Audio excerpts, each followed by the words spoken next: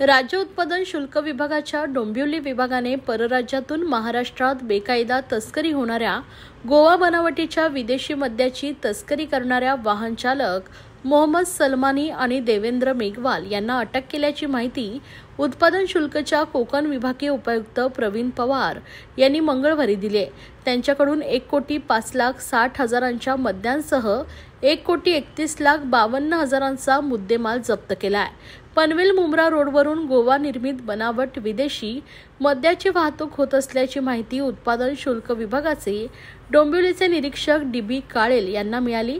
त्याच माहितीच्या आधारे उपायुक्त पवार आणि ठाण्याचे अधीक्षक प्रवीण तांबे यांच्या मार्गदर्शनात काळेल यांच्या पथकाने 4 नोव्हेंबर रोजी सकाळी 9 वाजता पनवेल मुंब्रा रोडवरील उत्तर शिव भागात सापळा रचून एका 6 चाकी ट्रकची तपासणी केली। याच तपासणीत ट्रकमध्ये तब्बल 1000 बॉक्समध्ये विदेशी मद्याचा साठा आढळलाय। या कारवाईमध्ये ट्रक चालक सलमान यांनी त्याचा साथीदार देवेंद्र या दोघांना अटक केली आहे।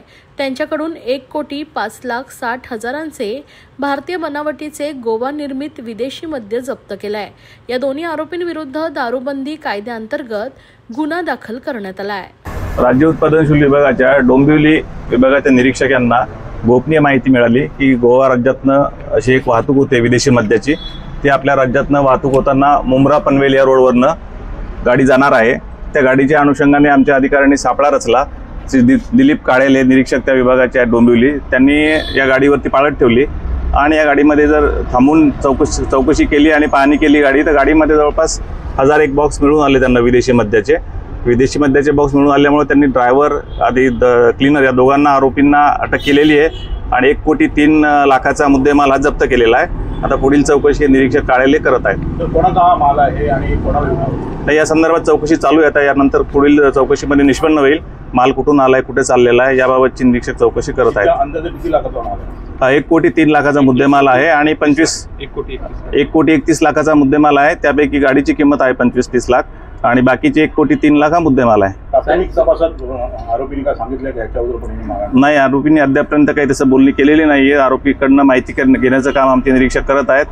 त्वरित ते तपासमध्ये कळून येईल की कोणाचा मुद्देमाल आहे आणि कुठे चालला होता तो।